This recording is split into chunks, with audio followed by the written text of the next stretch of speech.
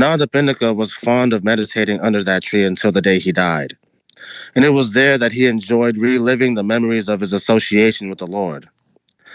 That tree made my father happier than all the gold he ever had, says Gala with tears in his eyes. To this day, it is known as the Ananda Bodhi. Ananda smiles when he hears the name of his tree, but not wanting the attention of the discussion to shift to him. But not wanting the attention of the discussion to shift to him, he promptly says, "When your father knew he was dying, he asked Venerable Sariputta to visit him, because he didn't want to trouble the Buddha. I went with Venerable Sariputta, who expounded the Dhamma to your dear father. His physical pains left him as he concentrated his mind on the virtuous life he had led. Later on, he actually got up and offered us dana for the last time. He died that same night. Everyone in the room, excuse me. Everyone in the room reflects for a moment on the great Anathapindika. Gala and Sujata, full of emotion, wipe away tears. For the next 2 days, the subcommittee continues recollecting the almost numberless occasions when Anathapindika played a role in the Buddha's life. On the final evening, Mahakassapa says to Gala, "Your father might be called too generous because he gave so much away that he eventually spent his entire wealth. That may very well be true, but his attitude remained positive in the face of all adversity, and he never neglected to serve the Buddha and his Sangha whenever he had an opportunity," replies Gala. Of course, being the industrious man he was, his fortune was soon rebuilt. He continued his lifelong practice of daily dana for large numbers of monks, and he always looked for ways to provide for the welfare of the Buddha, says Bakula. Ananda speaks. The Buddha once preached the following discourse to our dear friend Anathapindika, which I think should be recorded here in our recollection.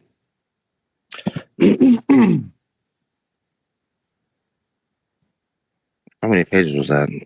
230... 232, 4 pages.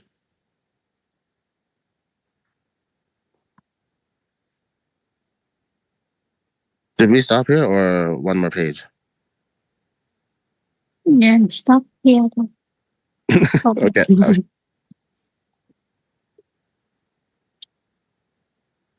Any volunteers? So I will try first. So my father meticulously planned the grand occasion for his in Vasedani and asked him if his beloved 7-year-old daughter, Princess Sumana, could participate. The king gave his permission, and the princess and her entourage were the first to greet the Buddha. When he arrived, they presented him with bowls of scented water and flowers. The Lord practiced the Dhamma to them, and almost immediately they attained the state of Sotapanna. I had the honor of escorting the Buddha and his Sangha members to the monastery. I had with me a group of my friends, the young sons of the leading businessmen of Savatthi. We accompanied the Buddha right up to the gate, excited tall people holding flowers light the way to the monastery, anxious to catch a glimpse of the Buddha. Waiting at the gate was my father, who was dressed in all his finery. He was accompanied by all of his family and friends, the wealthiest men of Savatthi. There stood my sister Chula and Maha Subhada, and my mother Bunya Lakhana, wearing full ceremonial dress, embraced with jealous. Mother was accompanied by her friends, the wives of the wealthy men of Savatthi, each one carried a gold or silver cup filled with sweet scents of other offerings. So I stop here. Okay. Anyone else?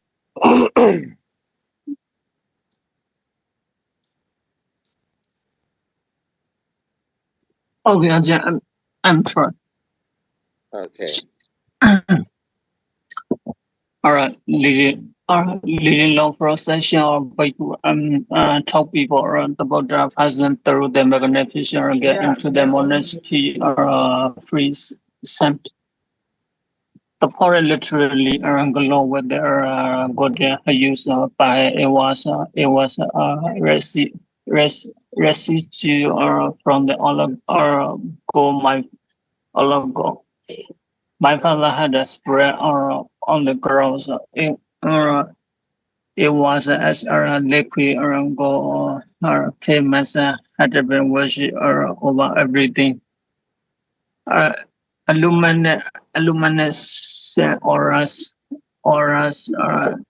surround the Buddha that follow as a he moves the street and building.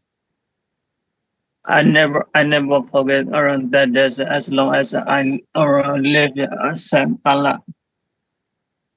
It wasn't the legit party within my mother-in-law half friends begin Sujata.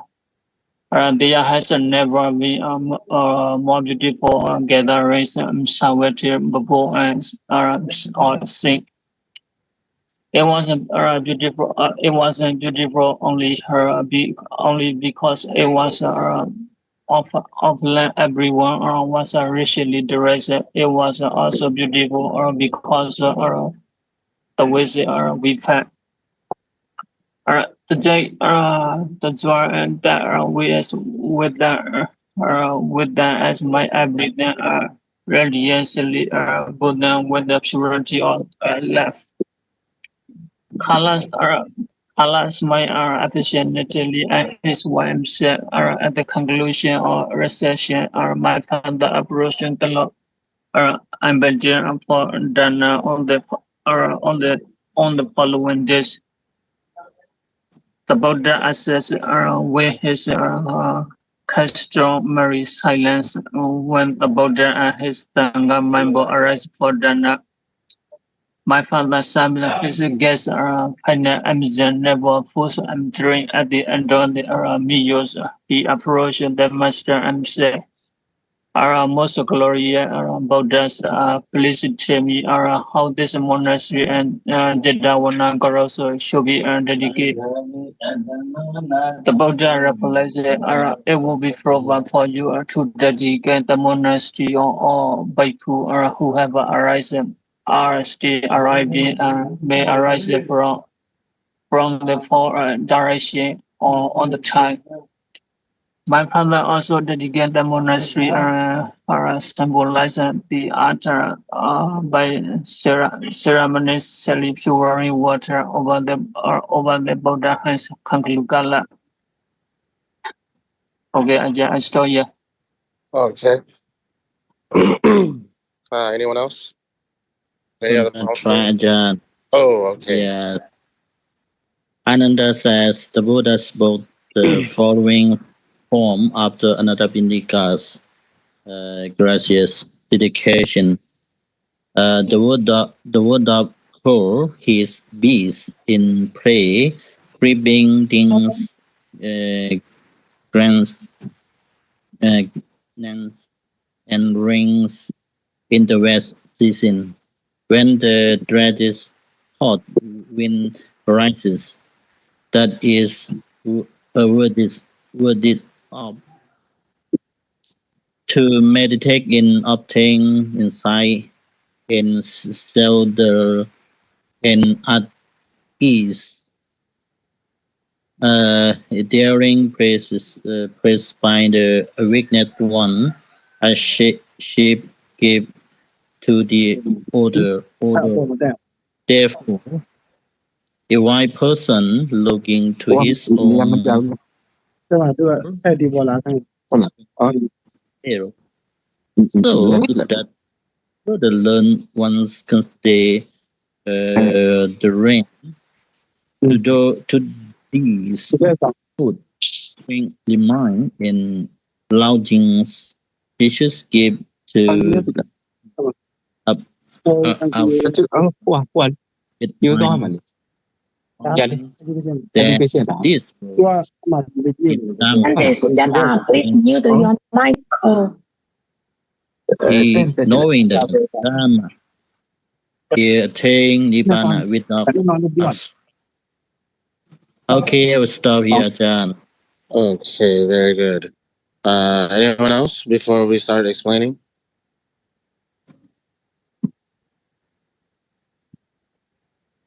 Oh, we have 8 students now. I want to try. Okay.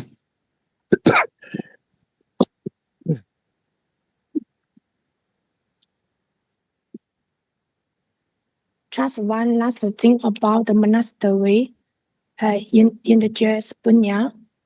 Wherever the Buddha was known in residence, Ananda Bindaka missed his presence terribly.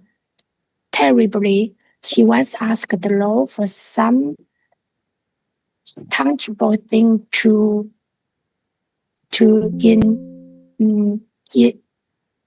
issue him there. He said the people wanted something they would venerate, to which they could make their offerings of flower, garlands, and other objects of devotion. The Buddha spoke to him about relax. But since he wasn't yet deceased, he said that the best thing to do would be to venerate the Bodhi tree. The Buddha said, venerating the Bodhi tree will show you are gratitude for the shadow it loved me during my struggle for enlightenment. It would become a symbol of the gratitude for all of the blessings one has received, and represent talking refuge in the triple June to accommodate Ananda Pitaka, Venerable Moggallana catch a fruit from the Bodhi tree at Gaya as it was falling to the ground. He planted a seed, formed it in a golden drum, and it soon grew into a healthy sapling. Then he brought his sapling from Uruvela and gave it to Venerable Ananda, who made arrangements for it to be planted near the gate, the wall of the monastery. And Venerable Ananda asked the king Basnati to consecrate the tree, but the king said, if I consecrate this tree, future imminent who might disagree with my policies, wanting to dishonor my reign, may wish to destroy my legacy. Therefore, they may also want to destroy this Bodhi tree if they knew I had a hand implanted. Therefore, I would defer the owner of consecrating the tree to Ananda Bindaka, since it was he who is responsible for the monastery's existence. I just stop here. Thank you. Okay. Let's go back to page 232, shall we?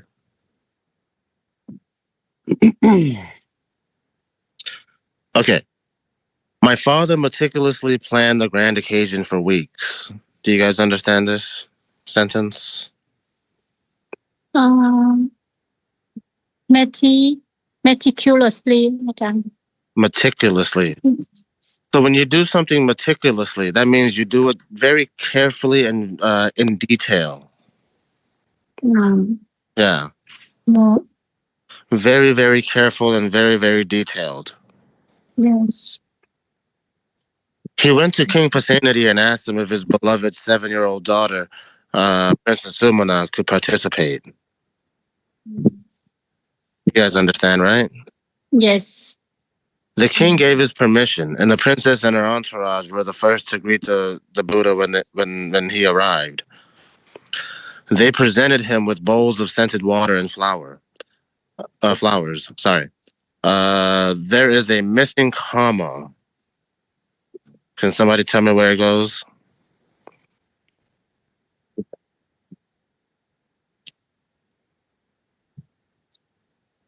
The king gave his permission, comma. And the princess and her entourage were the first to greet the Buddha when he arrived. Do you guys understand?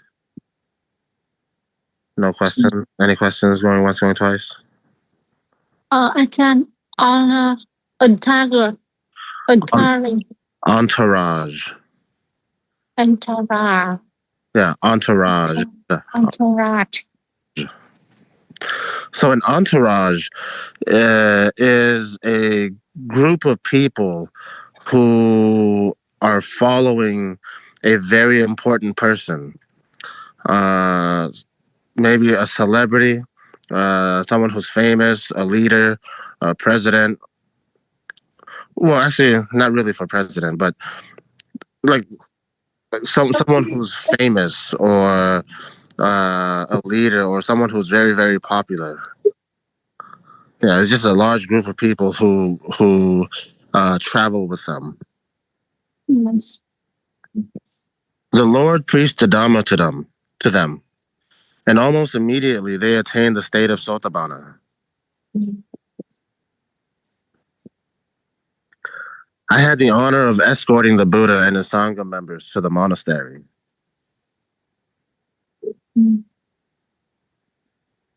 Yes, Ajahn. I had with me a group of my friends, the young sons of the leading businessmen of Sawati. We accompanied the Buddha right up to the gates.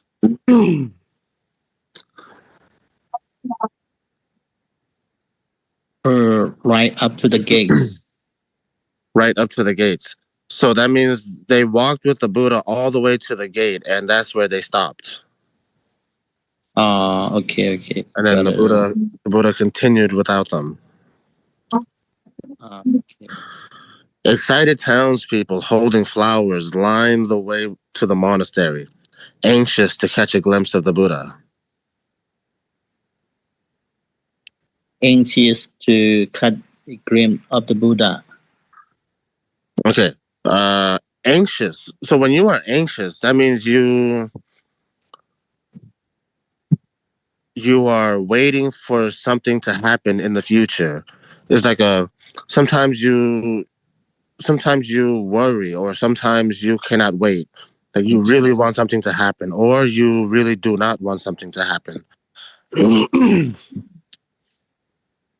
Yeah, it's a feeling of something that it's a feeling that you get when you are waiting for something to happen in the future, whether it happens or not. So it's just sometimes you worry about the future, or you really, really, really want the future to come.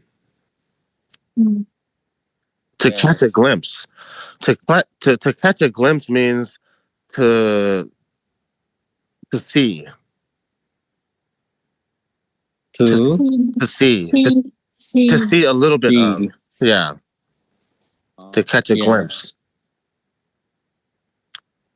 Waiting at the gates was my father, who was dressed in all his finery. You guys understand? Finery.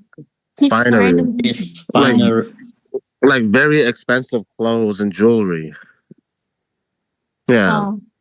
Like this and jewelry and very expensive clothes. Yes. He was accompanied by all of his family and friends, the wealthiest men of Savatthi.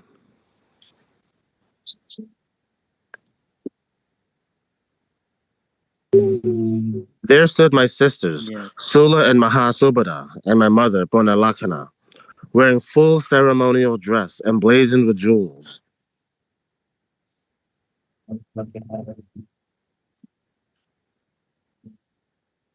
Any questions?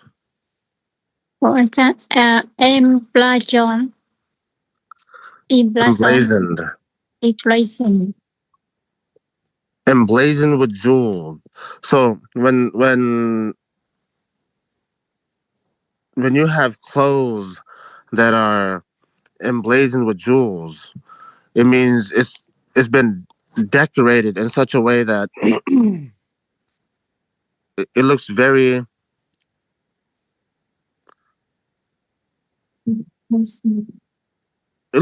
nice, but you can see it. It's very, very decorated.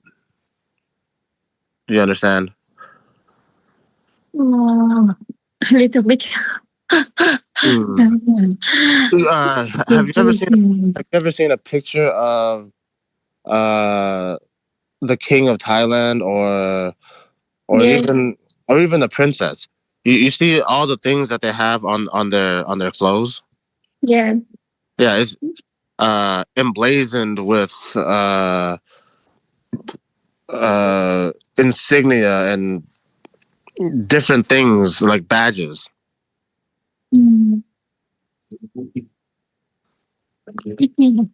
Yeah.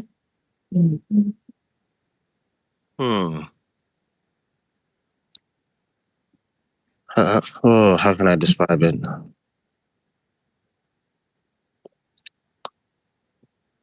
It's like you put many things on your clothes to make it look very good, to make it look very special. So it's emblazoned.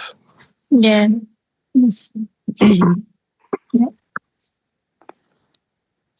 Mother was accompanied by her friends, the wives of the wealthy men of Savatthi. Each one carried a gold or silver bowl filled with sweet scents and other offerings. Leading a long procession of bhikkhus and townspeople, the Buddha passed through the magnificent gates into the monastery precincts. There's a missing comma. Can somebody tell me where it goes? Missing comma.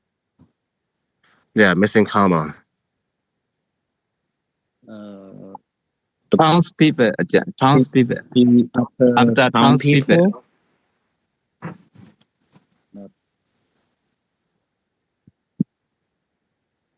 Correct.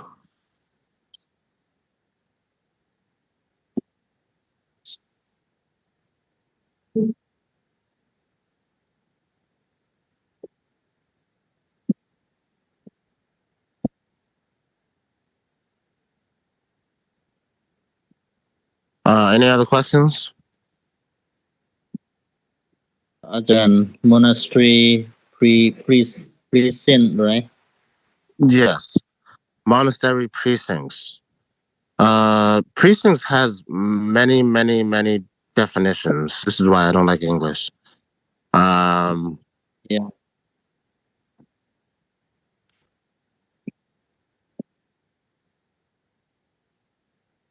In this sentence, what it means, Ajahn, really means? I have to double check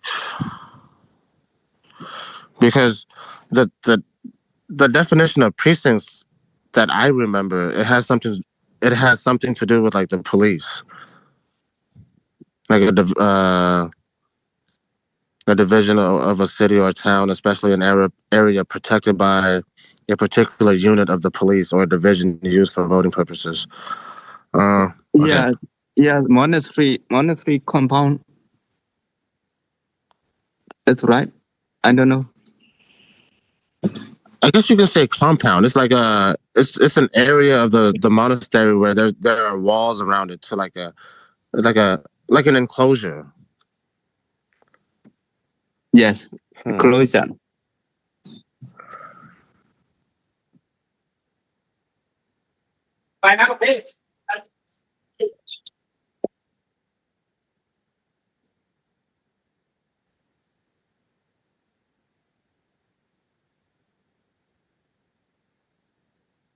Maybe. Let me see.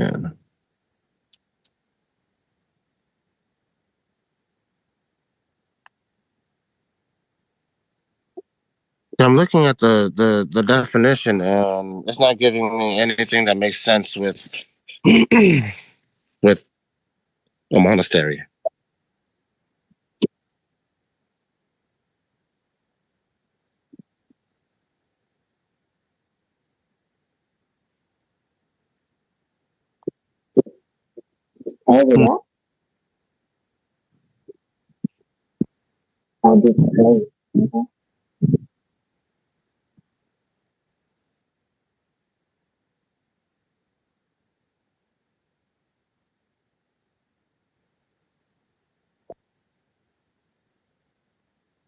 You do Okay, not find any definition.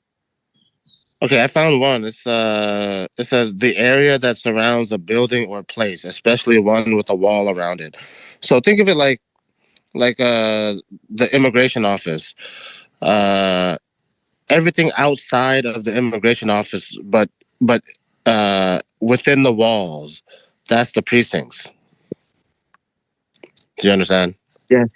Yes, understand. Yes. Okay.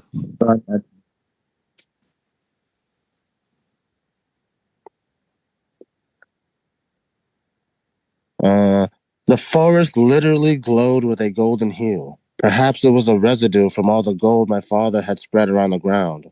Spread on the ground. Sorry.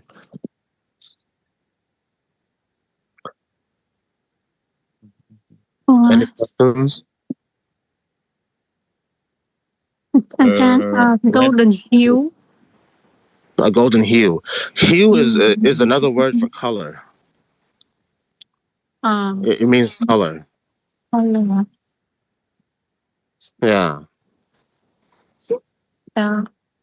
So Ajahn, I don't understand this sentence. The Okay. forest teaching, yeah. So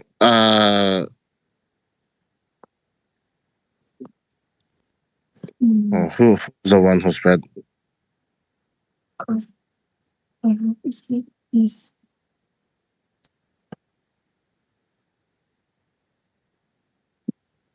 I'm trying to remember who the father is, but the father, he spread gold dust, like a powder of gold made of gold. He spread gold everywhere. So when I said the forest literally glowed with a golden hue, so when the sun hits gold, the gold will shine. It's like very bright, right? So maybe from a residue, maybe it was a residue from the gold my father had spread on the ground. So a residue is like very small particles. I'm trying to find a really good example. Residue is like very, very small. It's almost like powder. Yeah. And he spread this gold all over the ground. So literally, when you say something literally, it really is the way you say it.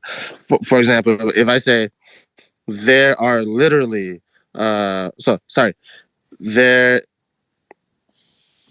there's literally 100 people outside. So if you look outside, you will see 100 people. Do you understand? So it literally glowed. I mean, it really did glow. Because sometimes we say, "Oh, there's 100 people outside," but really it's only 20 people. But if I say literally, then that means there's really 100 people outside. Yes. And perhaps the word perhaps is just another word that means maybe. It was as if liquid gold pigments had been washed over everything.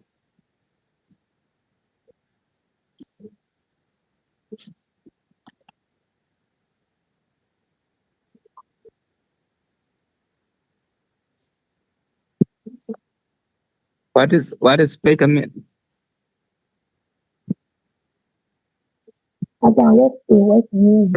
Pigment is like similar to residue. It's a powder. Powder. Yes. Yes. It's a powder with color.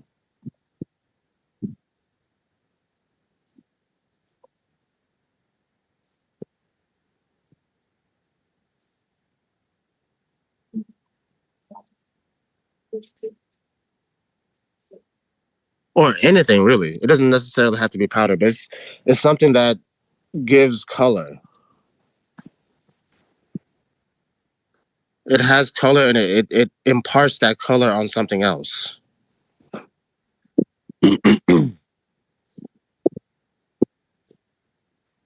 What does it mean? The whole sentence. Sorry. What does it mean? So the it whole was sentence? as if. So the whole sentence means it was like. So it was as if. So here it's not literally. Okay. It was as if liquid gold. So just imagine if someone took liquid gold, meaning gold that had been melted down to its liquid form, and you just pour it over everything. For example, let's say you have a table and you boil gold down to a liquid, and you pour gold all over your table. What's going to happen? So it's like you wash your table with gold. Yeah, there will be gold all over the table. So here it's like they're saying it was as if it was like. So they're not saying literally, but it was as if. So just imagine if you take liquid gold and you spread it everywhere, all around the forest. But it's not literally. They're trying to make you imagine. Yes. A luminescent aura surrounded the Buddha that followed him as he moved past the trees and buildings.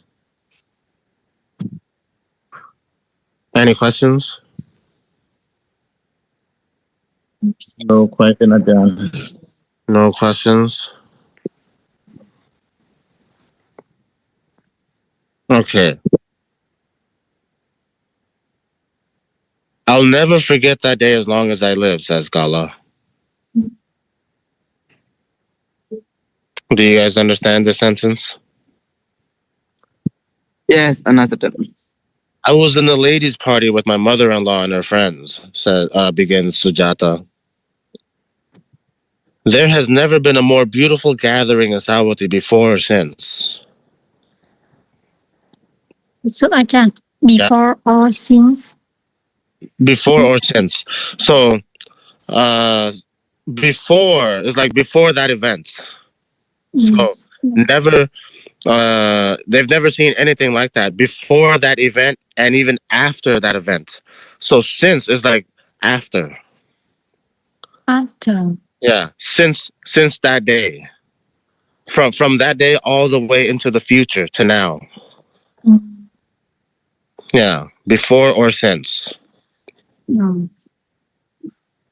So that was the only event that was very beautiful on that scale. And they have never seen anything like it.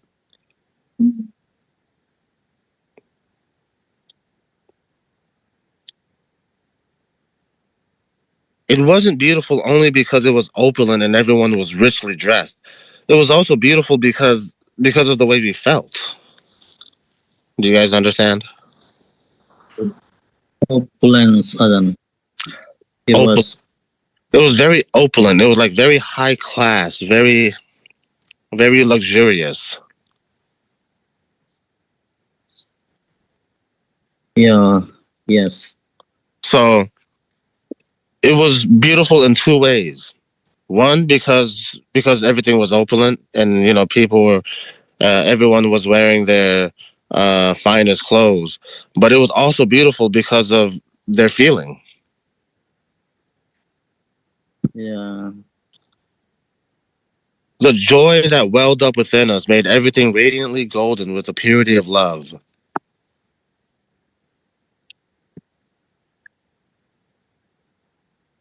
Any questions? Then the joy that welled up. Welled up. Okay, when joy or sadness or something wells up, that means it builds more and more. Like it continues to grow. You understand? It's like stronger and stronger, and it's almost to the point where you cannot control it. I mean, you can still control it, but it's almost at that point where you cannot control it. Gala smiles affectionately at his wife. Sorry? Radiantly, brightly. When something is radiant, it means it is bright. Yeah. Very bright, very shiny. Gala smiles affectionately at his wife and says, at the conclusion of the reception, my father approached the Lord and invited him for dawn on the following day. Do you guys understand? Yes. The Buddha accepted with his customary silence. Any questions? No questions? Customary is... You don't remember? Customary. We did a test. Customary. So when something is customary, it's something that you normally do. Customer. Oh, I remember. Customary. It's something you normally do. For example,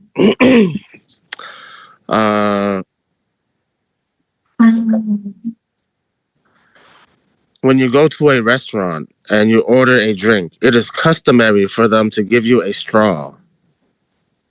So you don't have to ask for a straw.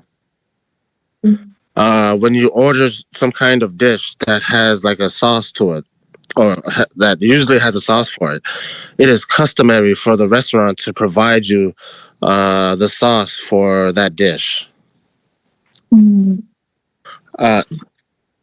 the past, like maybe 20 years ago, it was customary for fast food restaurants to give you ketchup.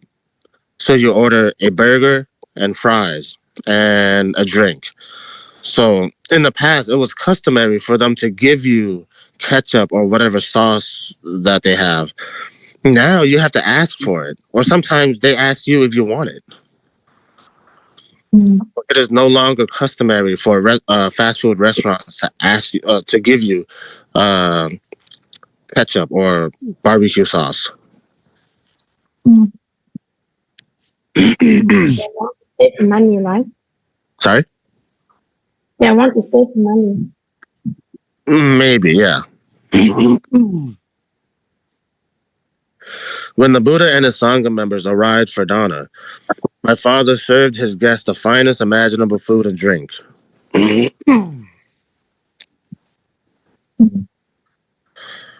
At the end of the meal, he approached the master and said, "Most glorious Buddha, please tell me how this monastery in Jetavana Grove should be dedicated."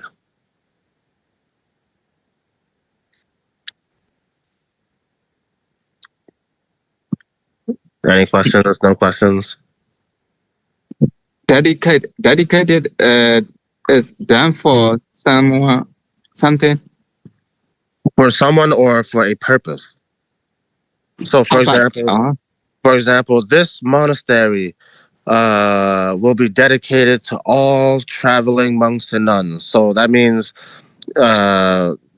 monks and nuns who are traveling in this area will be able to rest and sleep at this monastery because you are giving it to them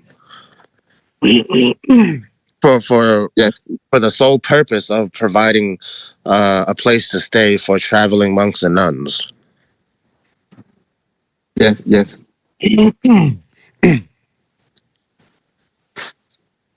The Buddha replied, "It would be proper for you to dedicate the monastery to all bhikkhus who have arrived, are still arriving, and may arrive from the four directions for all time."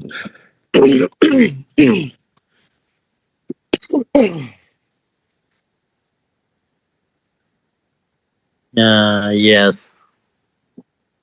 Sorry, I had to clear my throat. The Buddha replied, "It would." Oh, sorry.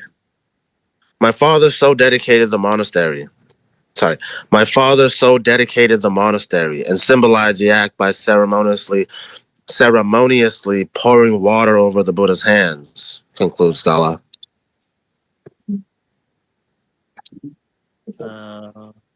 Ceremoniously. Ceremoniously. Do it in such a way that's like almost like a ritual. And did it in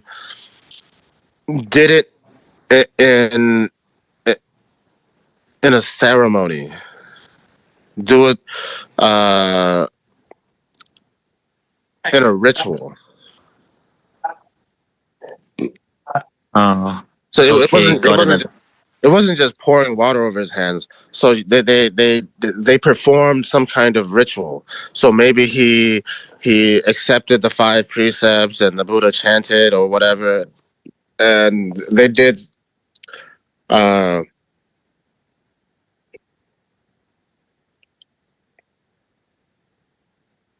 was more than just pouring water over his hands. They probably did other things that led to the event or led to the pouring of water over the Buddha's hands. Ananda says the Buddha spoke. Okay. It's right. The first record of pouring water. That's what it looks like. I think this might be the first record of pouring water over a monk's hands. Yes. Because I think so. During Songkran, Thai people will visit their local monastery or their local temple and pour water over the hands of the resident monks during Songkran. All the body. Yes. Actually, all water, not just the hand. No, for monks, yeah, just hands. Well, at least from my experience, yeah. But I working in the street. They pour the water. You hold the body, you know.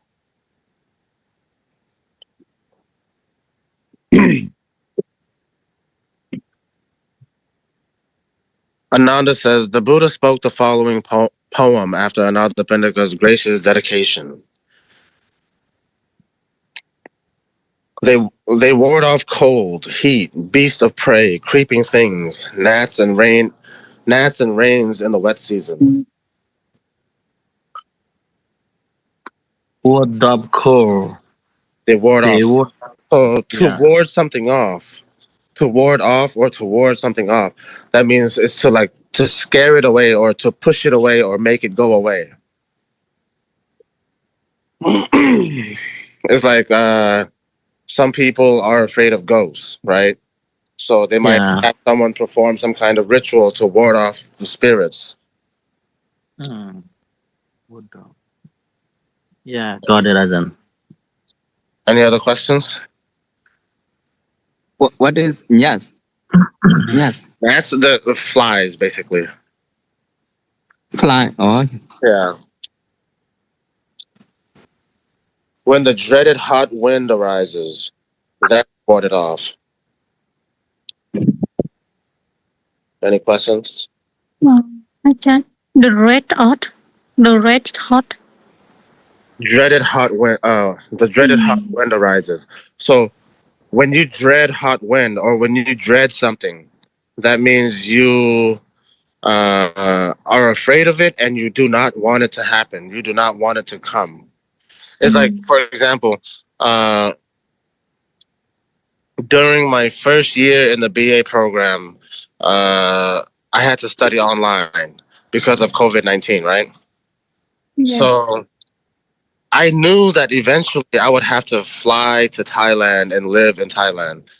And so during my first year, I dreaded the day that I would have to leave America and go live in Thailand. So I was afraid of it and I was nervous and I wanted to go, but I did not want to go. You know, like, oh, I have to fly to Thailand, live in a foreign country. I don't know anyone. I don't know anything, you know. So I dreaded the day that I would have to leave America and go live in Thailand. Yeah. Okay. To meditate and obtain insight in a shelter and at ease. A dwelling place is praised by the awakened one as chief gift to the order. Any questions? No question.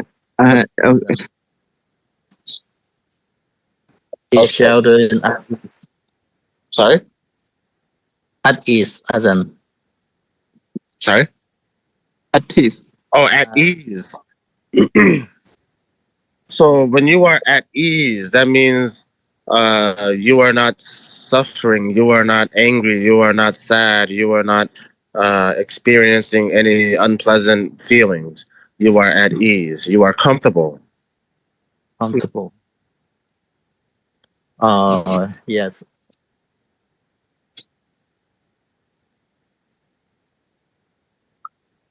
Therefore, a wise person looking to his own weal should have dwelling places built, so that learned ones can stay therein.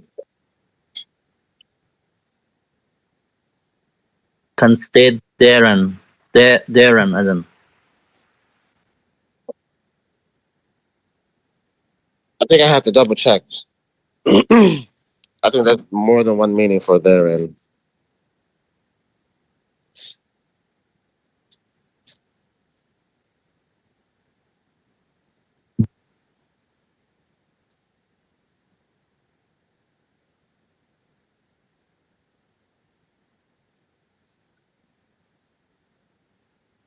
Oh, just to stay in. It's the same thing as in.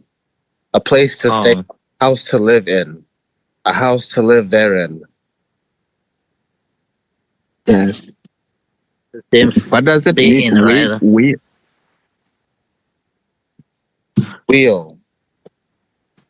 Yeah. Let me double check.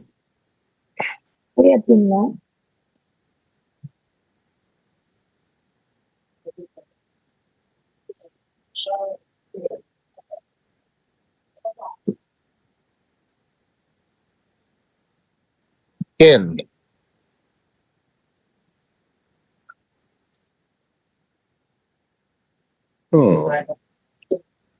Has to be more than one meaning.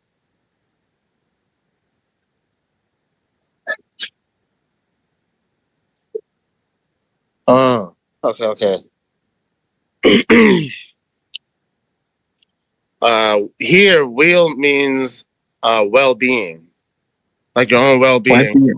Yeah, your well-being, your happiness, your health, and just your overall well-being. Oh. Yes, I got it.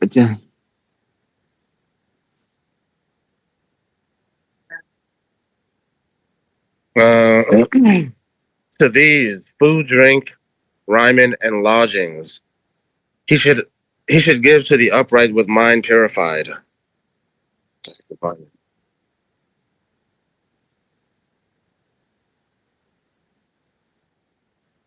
Remains.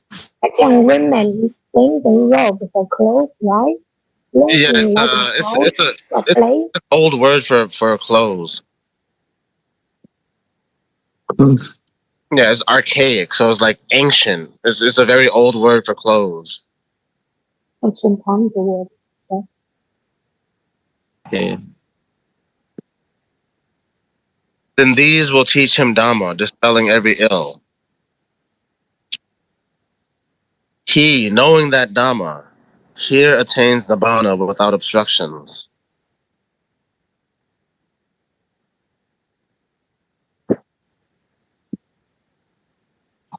questions? Okay. Yes. Just one last thing about the monastery. Interject, Bona. Do you guys understand? Yes. Yes, I do.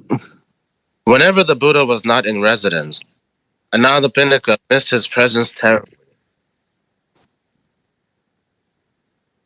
Terrifying. Terribly, badly. Terribly. So that means when the Buddha was not living at that monastery, Anathapindika really missed him Oh, terribly. celebrate. Yeah, yeah. Is there any different? Badly and terribly. What was the first one? Badly. Badly and terribly? No. Yeah. Same thing. Same thing. Oh, okay. In this context, like when you miss someone badly or miss someone terribly, it's the same thing. It's just to emphasize the feeling. Yeah. He once It asked. can mean Sorry. It can mean. It can mean. It can be you miss someone to in order to hurt him or her.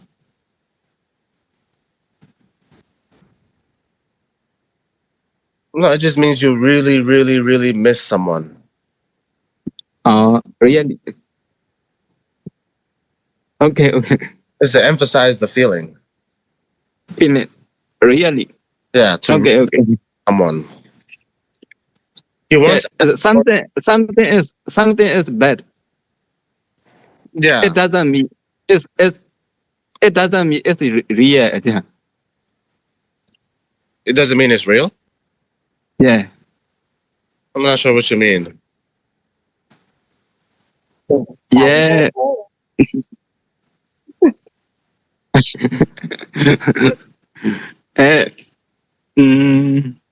I think badly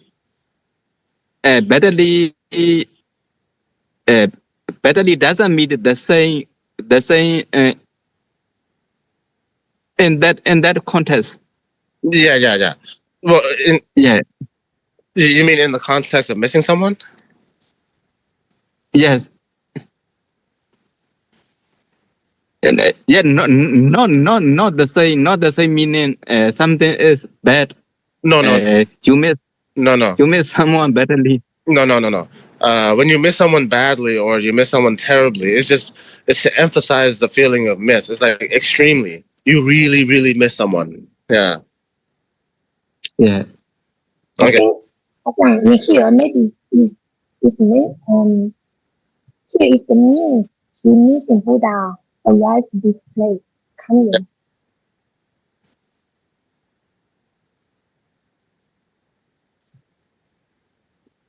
Okay.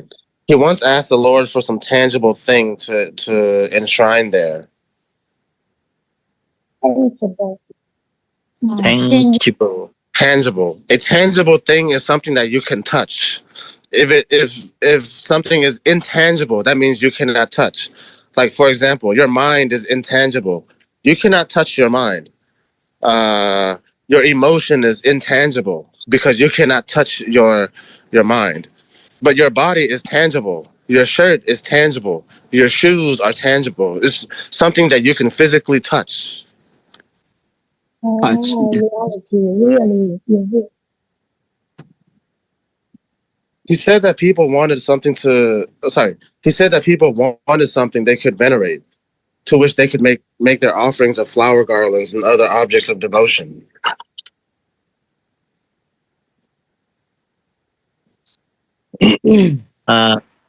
Venerate, so then they could venerate. To worship and pay respect to.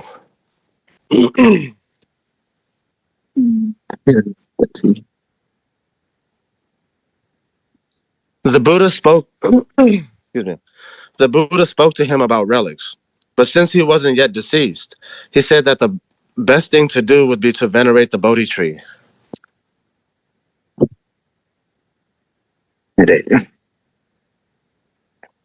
Ajahn, what sentence that we talk about the relic? Relic is means that someone passed away and birth his body and let something like the bone or Yeah. soul. But here, who's the relic? Well, the Buddha talked to Anathapindika about relics, but but because the Buddha was still alive Yes. and not dead, he said, okay, instead of venerating relics because I'm still alive, I'm not dead yet, you can venerate the Bodhi tree. Oh, okay, got it. The Buddha said, venerating the Bodhi tree will show your gratitude for the shelter it provided me during my struggle for enlightenment.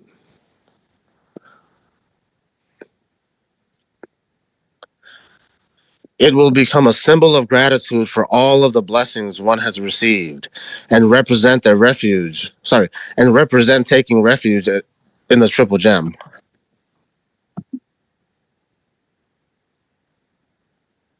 Okay.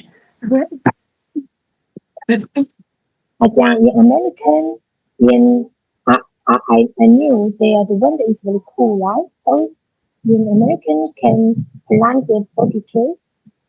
The body can grow up in the USA. Yes, but not very big. Oh, Yeah, we have a Bodhi tree in front of my temple, but it's in a pot, so it's not very big. Yeah, it depends. Like some places that some places where they receive a lot of sunlight and it's very hot, they can grow yeah. a Bodhi tree just fine. Like say for example, if you have a temple in Los Angeles, you could grow a Bodhi tree there. Mm. Yeah, maybe there is hot. Well, in Los Angeles, it's actually pretty hot. I mean, it's not as hot as Thailand, but it's hot enough to grow fruits and vegetables. Maybe can plant the durian. Sorry? If not the hot, maybe can plant durian. No, no, no. It's not hot enough to plant a durian tree. Coconut. No, no way, impossible. To accommodate Anathapindika, Venerable Mahamoggallana caught a fruit from the Bodhi tree at Gaya as it was falling to the ground. Do you guys understand? What does it mean to accommodate another Benika? Here in this sentence, it means to give you what you ask for. So he gave another Pindaka what he asked for. Asked. Yes, okay. He planted a seed from it in a golden jar, and it soon grew into a healthy sapling. Sapling, Ajahn. A sapling, What the tree, right? like a very, very young tree, usually 1 year old or younger. Sapling. Then he brought this sapling from Udawela and gave it to Venerable Ananda, who made arrangements for it to be planted near the gate tower of the monastery. Yeah, if so, another Benika is the reason for growing body tree. Yeah, I guess you can say he's the reason for it. Yeah. Yes, great man. Yeah. Very great man and a very generous person. Very, very, very generous. Yes. It's very difficult to find those kinds of people these days. Usually, when people become rich, they keep their money. They never share their money. You know. But What about Elon Musk? Yeah. Sorry. What about Elon Musk? Sorry. Elon Musk. Elon Musk, Elon Musk. You are billionaire. the richest people in the world. Oh, Elon Musk. Sorry. Yeah. Elon Musk. He believes the science of the I haven't technology. heard of. I haven't heard anything about him sharing his money or donating to the poor. Yeah. He makes investments, but I don't think he shares with. I don't think he makes any real donations to like serve mankind. For him, he's just trying to make investments to produce more money, to generate more money. Sorry. Okay. I don't know. Has he donated anything? I never heard of it. And I don't really know it. Yeah, I don't know. Yes. Okay. Venerable Ananda asked King Pasenadi to consecrate the tree. But the king said, if I consecrate this tree, future enemies who might disagree with my policies, wanting to dishonor my reign, may wish to destroy my legacy. Do you guys understand? I mean enemies. Enemies. Enemies. Enemies. Enemies are people you don't like and the people who want to fight you or the people you want to fight. Like student affairs, they're my enemies. Like that. We don't like each other. They don't like me. I don't. Forgive me. Sorry? Forgive me. อาจารย์问题 cancer what? When monks and nuns consecrate something, they make it holy. Do you understand? Holy. To make something holy or to make something official. So the Venerable Ananda wanted King Pasenadi to make the tree very official.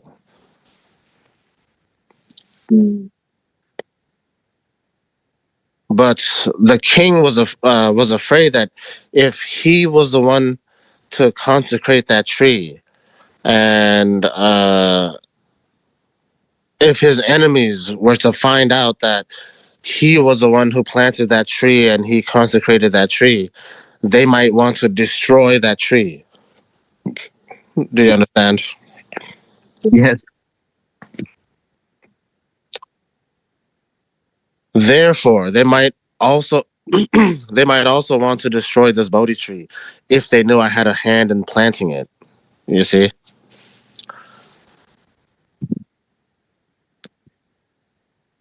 Therefore, I will defer the honor of consecrating the tree to Ananda Pindika, since it was he who was responsible for the monastery's existence.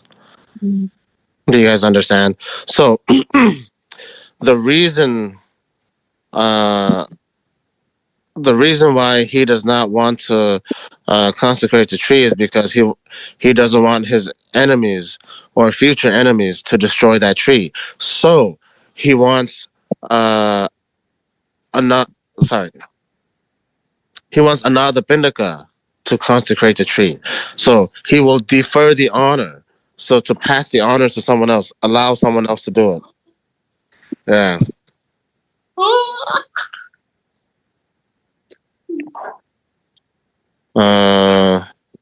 Do you guys understand? Any questions? Okay.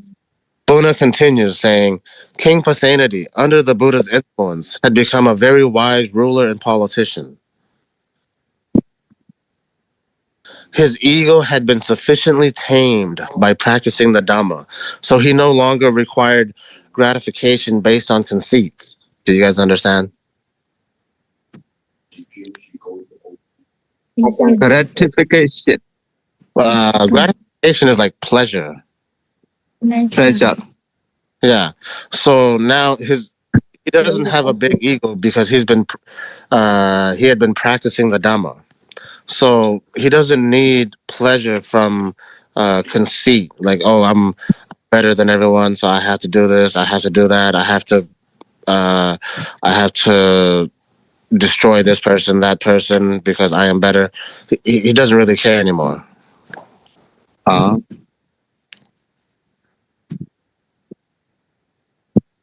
Ananda Pindika in turn asked Venerable Ananda to plant the Bodhi tree.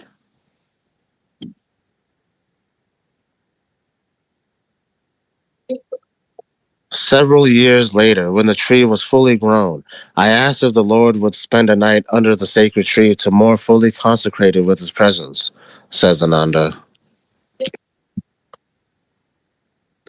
Any questions? No question. No questions, or are you guys hungry?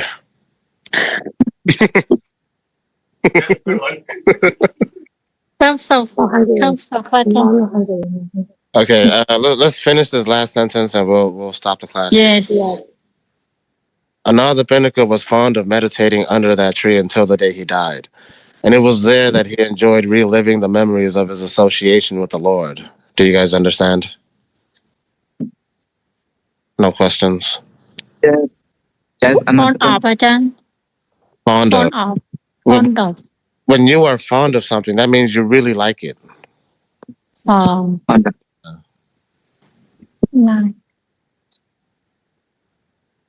Okay. It's already 10:15 for you guys. So let's stop here and we will meet again tomorrow. Yes. Thank you, Ajahn. All right. Thank you very much. Chào, cảm ơn. See you tomorrow.